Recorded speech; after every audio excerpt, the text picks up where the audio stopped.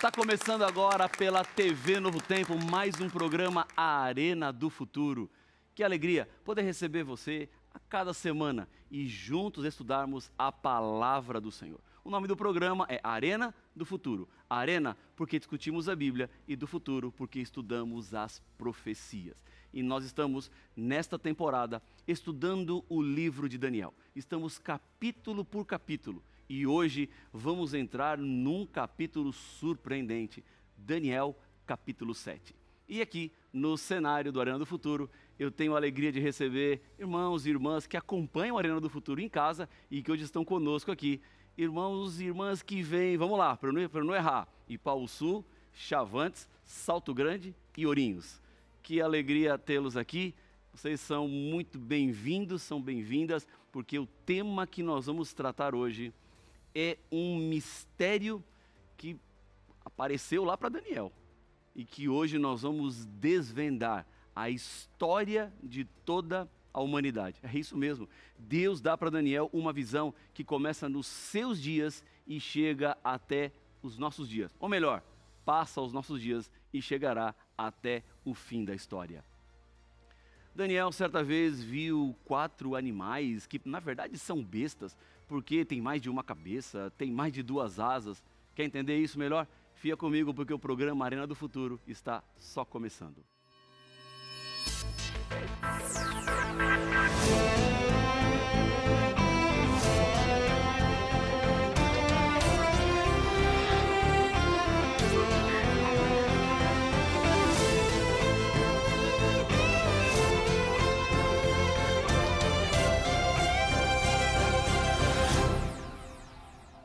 Já estamos de volta com o programa A Arena do Futuro e você sabe que aqui na Novo Tempo nós temos a melhor e maior escola bíblica do mundo. Mais de 1 milhão de alunos que recebem estudos bíblicos, materiais para continuar o seu crescimento e o desenvolvimento espiritual. A Bíblia é a palavra do Senhor e quanto mais nós conhecemos da Bíblia, melhor estaremos preparados para tudo aquilo que está por vir. Eu tenho a alegria de apresentar para vocês hoje esse guia de estudos chamado A Cura do Pecado. São 15 temas baseados na palavra de Deus, fundamentalmente nos livros de Daniel e Apocalipse. É uma relação entre esses 2 livros, porque as profecias de Daniel e Apocalipse, elas caminham juntas. E se você quer entender melhor como você compreende essa relação entre um profeta do Antigo Testamento e um profeta do Novo Testamento,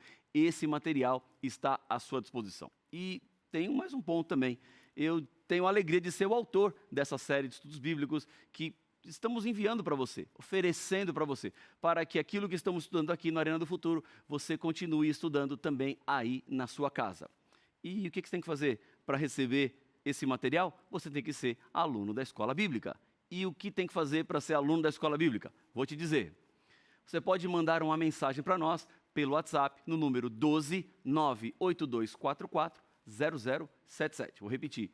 12 98244 0077. Ou você pode entrar no nosso site novotempo.com/escola bíblica. Vou repetir, novotempo.com/escola bíblica. As informações estão aparecendo aqui na tela. Se está difícil para você anotar agora, pega o celular, tira uma foto, depois você anota com calma, sem nenhum problema, para que você entre na escola bíblica. Eu tenho certeza que você vai ser ricamente abençoado.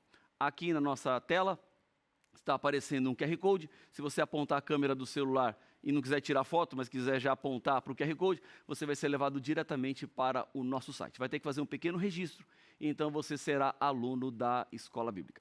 Aí você pergunta assim, pastor, e depois que eu pedir o material, vai vir um boleto para eu pagar? Não. Pastor, vai vir alguma outra coisa mais que eu devo depois? Não me preocupar, não, nada. Tudo aqui é gratuito. O que nós queremos é o seu crescimento espiritual. Que você estude a Bíblia, que você leia a Bíblia e conheça ainda mais do amor do Senhor. Nós temos aqui na Novo Tempo os anjos da esperança, que são aqueles que estão comigo aqui agora no cenário, pregando o Evangelho, distribuindo bênçãos às pessoas para que você tenha o melhor acesso à palavra de Deus. Tudo certo? Combinado? Então, se você não é aluno da escola bíblica, estamos esperando o seu contato agora. Eu vou pegar a minha Bíblia aqui, O pessoal que está comigo no estúdio também já está com a Bíblia nas mãos. E nós vamos hoje voltar os nossos olhos para Daniel capítulo 7. Você sabe que tudo começa na palavra. É um mistério o fato do ser humano explorar o espaço. Já chegou na Lua. Usamos a tecnologia para facilitar as comunicações, mas ao mesmo tempo, o ser humano que parece ter tanto acesso e facilidades não conseguiu ainda acabar com as guerras. Não conseguimos acabar com os preconceitos de todas as formas. Não acabamos com as crises políticas e econômicas, os conflitos raciais, a destruição da natureza e outros tantos problemas que surgem a cada dia. Sabemos pela Bíblia que eles um dia irão terminar. Amém? Mas até chegarmos lá, temos um longo e complexo caminho para ser percorrido. Nos primeiros capítulos do livro de Daniel, Deus ele nos revela um conflito entre Cristo e Satanás. Essa batalha alcança os seres humanos em questão de adoração. Nos primeiros 6 capítulos de Daniel, há uma guerra fria, um combate para o domínio da mente. Já nos últimos 6 capítulos, vemos uma batalha cruel, que não mais trata apenas do mundo, mas um conflito que está relacionado com o céu. Surge um poder político-religioso que aparece para se estabelecer, e ele não está preocupado com a obediência, não para a obediência das leis divinas, mas sim para a obediência das leis humanas. Quer levar os seres humanos a deixarem de lado a lei de Deus. Nós não conseguiremos entender os capítulos finais do livro de Daniel sem antes entender um pouco sobre o santuário terrestre e também o santuário celestial. Porque o livro de Daniel admite que as pessoas que estão lendo já compreendem bem os santuários bíblicos, porque a luta travada envolve o plano da salvação dos seres humanos. Para entender isso um pouco melhor, vamos olhar a construção do santuário aqui na terra. Vamos abrir a Bíblia em Êxodo capítulo 25. Vamos todos a Êxodo capítulo 25 e nós vamos ler 2 versículos aqui nesse capítulo. Vamos ler o versículo de número 8 e vamos ler o versículo de número 40. Êxodo 25, versículo 8, diz assim a palavra do Senhor: E me farão um santuário, para que eu possa habitar no meio deles. E agora o versículo de número 40, aqui do capítulo 25, diz assim: Vê, pois, que tudo faça segundo o modelo que te foi mostrado no monte. Deus levou Moisés até o topo do Monte Sinai. E lá, Deus revela para Moisés as medidas e como esse santuário terrestre deveria ser feito. Ele era dividido em 3 partes. Tinha o pátio, o exterior, o lugar santo e o lugar santíssimo, já dentro da tenda. Moisés construiu exatamente como Deus havia lhe pedido. Esse pequeno santuário era uma ilustração viva do plano da salvação. Foi a forma que Deus escolheu para mostrar para o povo o que era necessário para se prepararem para a vinda do Messias. Um pecador deveria levar um cordeiro para o santuário. Então, ele impunha as mãos sobre a cabeça do animal e confessava os seus pecados. Assim, esses pecados eram simbolicamente transferidos do pecador para o animal, que seria a vítima inocente. Quem deveria morrer, na verdade, era o pecador, pagando a penalidade do pecado, porque o salário do pecado é a morte. Mas neste ato de colocar a mão sobre a cabeça do animal, a culpa era transferida. O pecador, então, degolava o animal e o sangue respingava no chão. Então, o cordeiro era colocado sobre o altar para ser consumido pelo fogo. O sangue era colhido em uma bacia e levado pelo sacerdote para dentro do lugar santo do santuário. O cordeiro foi quem morreu no lugar do pecador. Cada pessoa que vinha com o seu sacrifício chegava cheio de culpa, condenado pela lei, mas quando confessava, era inocentado. E quem carregava a culpa agora era o cordeiro. Veja, é exatamente isso que nos aponta o plano da salvação. Jesus, quando veio ao mundo, ele era o Cordeiro de Deus que tira o pecado do mundo. Como disse o primo de Jesus, João Batista, o animalzinho que morria não podia salvar a ninguém, e muito menos o seu sangue, porque quem salva o ser humano é Jesus. O que acontecia no Antigo Testamento era uma ilustração daquilo que aconteceria no futuro na cruz, que seria então a solução definitiva para o problema do pecado. O sacerdote, depois de lavar as mãos, levava o sangue para dentro do santuário. No lugar santo havia a mesa com os pães da proposição. Cada pão representava Cristo, que é o pão da vida. Do outro lado ficava o candelabro, que representa Cristo como a luz do mundo. Na parte da frente, junto a uma cortina que dividia o lugar santo e santíssimo, ficava o altar de incenso, que representava a perfeição da vida de Cristo, que subia diante de Deus como incenso. Diante deste véu, o sacerdote espargia o sangue. Por trás deste véu estava o lugar santíssimo, onde ficava a arca da aliança.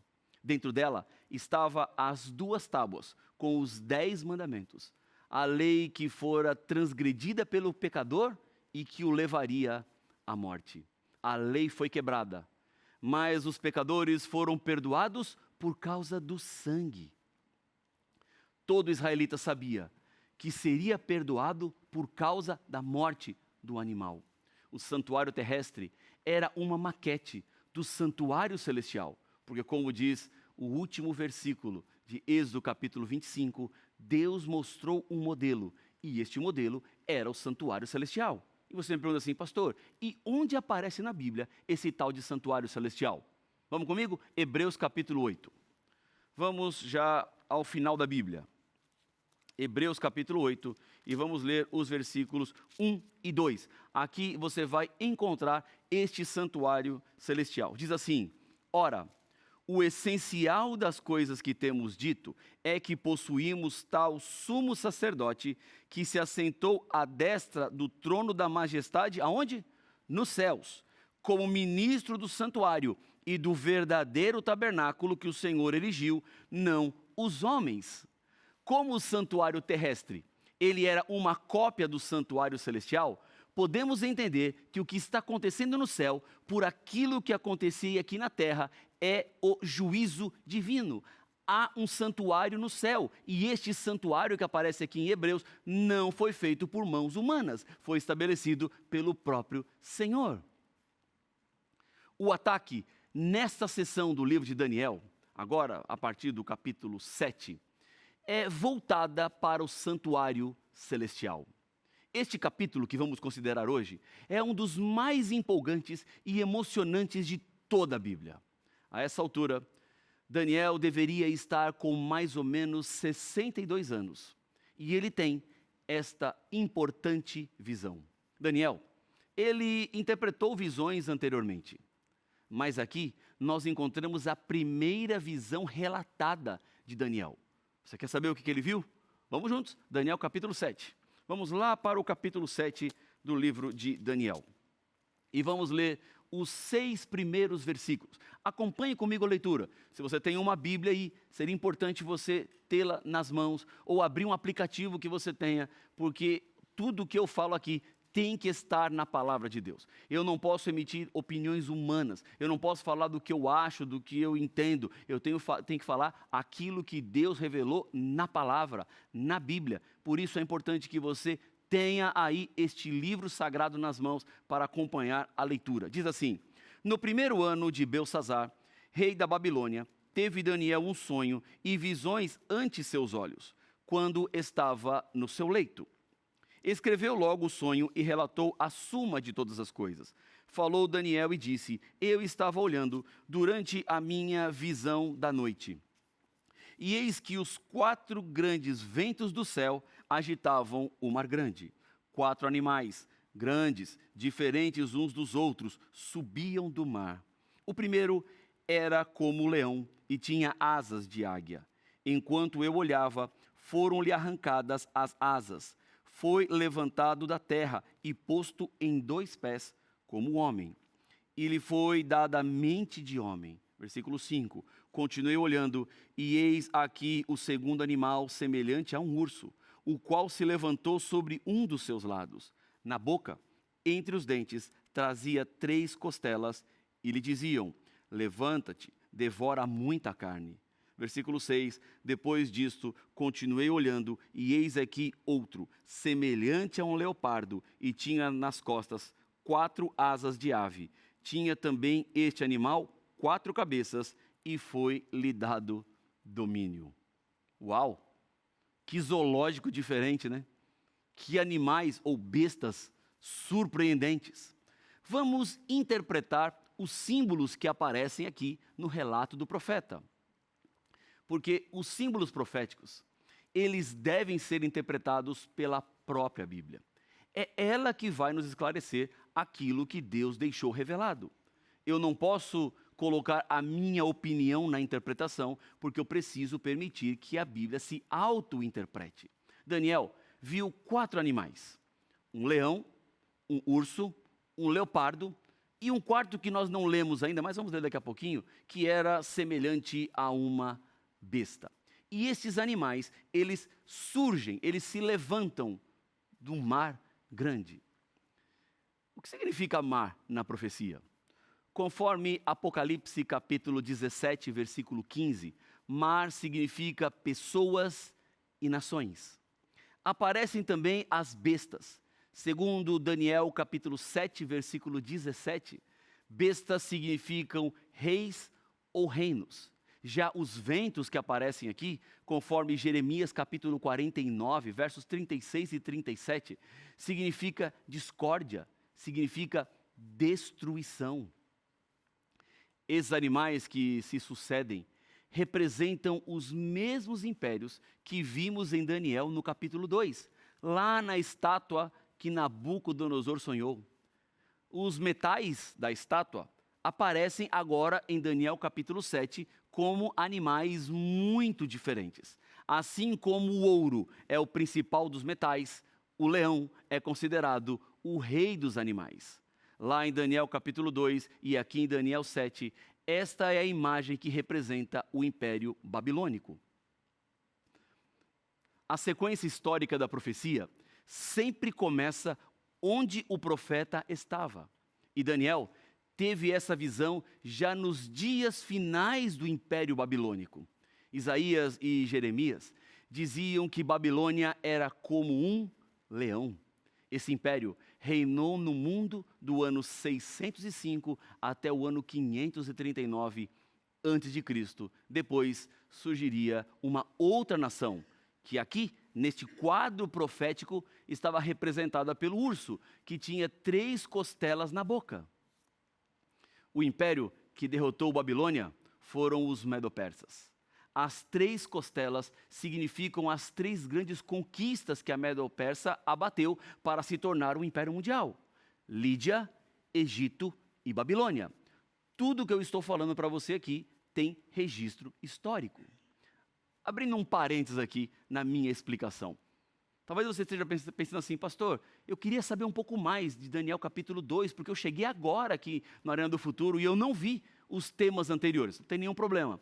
Baixa o aplicativo NT Play no seu celular e você lá vai ter acesso a todos os programas Arena do Futuro. Desde o primeiro programa até o último programa, os programas que virão nas próximas semanas, todos ficam lá à sua disposição. Além do que, você tem acesso também aos outros programas aqui da Novo Tempo, para você conhecer mais da palavra do Senhor. Tem Voz da Profecia, tem Evidências, programas espetaculares para te ajudar a entender e saber ainda mais do amor de Jesus. Terminamos aqui em Babilônia, depois Medo-Pérsia, mas há um terceiro animal. Surge então leopardo com 4 cabeças. Quem destruiu o Império Medo-Persa foi a Grécia, liderada por Alexandre o Grande.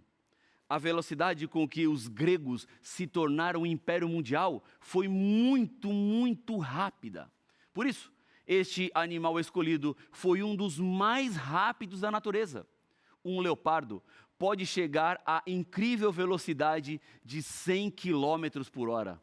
E para deixar esse leopardo ainda mais rápido, a visão lhe deu asas.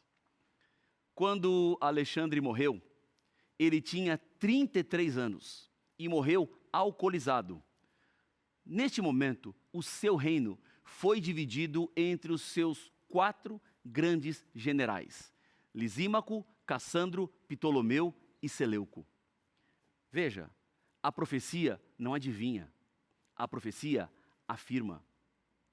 Deus passou rapidamente por esses animais e ele vai dedicar mais detalhes para o 4º animal, porque é este animal que ilustra a batalha entre o bem e o mal. Um conflito que envolve a verdade, a justiça e a lei de Deus. Vamos comigo? Daniel 7:7. Diz assim a palavra do Senhor. Depois disto, eu continuava olhando nas visões da noite, e eis aqui o 4º animal, terrível, espantoso e sobremodo forte, o qual tinha grandes dentes de ferro. Ele devorava e fazia em pedaços, e pisava aos pés o que sobejava. Era diferente de todos os animais que apareceram antes dele, e tinha 10 chifres. Este é o animal diferente. Com um detalhe: 10 chifres. A nação que derrotou a Grécia foi o Império Romano. E o final do Império Romano se deu com uma fragmentação. Sabe em quantas partes? 10. Exatamente o número de chifres que tinha esse animal terrível e espantoso.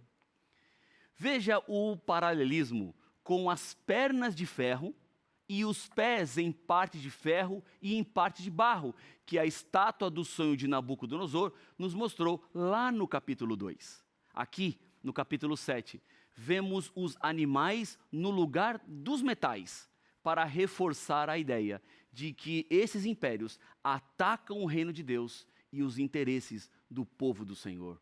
Os pés da imagem de Daniel 2 possuíam 10 dedos, e a 4ª besta possui 10 chifres. Os 10 dedos da imagem correspondem às 10 divisões de Roma, assim como esses 10 chifres da 4ª besta também representam a mesma coisa. Mas aqui há um elemento a mais, que se acrescenta à profecia. O que nós vemos no livro de Daniel é que Deus sempre faz isso. Ele rememora aquilo que foi explicado e amplia. Ele rememora e amplia. Quando as profecias vão avançando, por exemplo, no capítulo 8, no capítulo 11, no capítulo 12, nós veremos exatamente isso. Deus, ele rememora e amplia.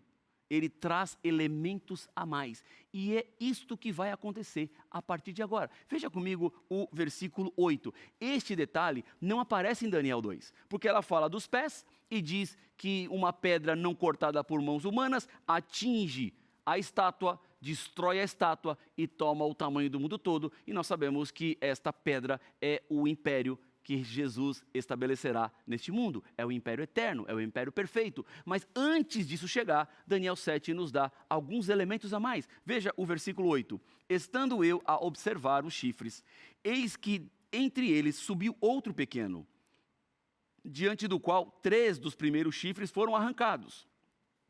E eis que neste chifre havia olhos, como os de homem, e uma boca que falava com insolência. Veja mais o que faz esse chifre pequeno, versículo 25. Proferirá palavras contra o Altíssimo, magoará os santos do Altíssimo, e cuidará em mudar os tempos e a lei.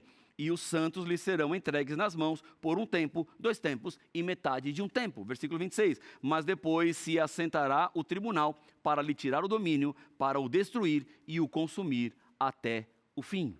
Vamos dar uma repassada histórica nas grandes eras dos impérios mundiais. Babilônia foi do ano 605 até o ano 539. A Medo-Pérsia, do ano 539 até o ano 331, tudo isso antes de Cristo. A Grécia, do ano 331 até o ano 168, também antes de Cristo. Então vem o Império Romano, e esse império durou muito tempo, porque ele foi do ano 168 antes de Cristo até o ano 351 depois de Cristo. Logo surge então um império dividido que reinou de 351 antes de Cristo, ou melhor, depois de Cristo, até 476 depois de Cristo. A história tem seguido fielmente a profecia como um mapa preciso. Deus falou sobre Babilônia e Medo-Pérsia. Mencionou nominalmente o rei Ciro. Descreveu a Grécia. Falou sobre Alexandre o Grande. Referiu-se aos seus 4 generais. Disse que a Grécia também cairia e que Roma governaria o mundo. Revelou as 10 divisões do Império Romano e sobre força deste chifre pequeno ocorreria uma traição da verdade, um abandono dos princípios da palavra de Deus. Durante o período que chamamos de Idade Média, surgiu uma igreja apostatada que governou o mundo de 538 até 1798. Nestes anos, a verdade foi jogada por terra e a luz da palavra de Deus se viu em meio a uma enorme escuridão. Daniel profetizou que surgiria um poder enganador que alcançaria os seres humanos para levá-los a abandonar a verdade e também o abandono de Cristo. Esse antagonista da verdade iria instituir seu próprio sistema.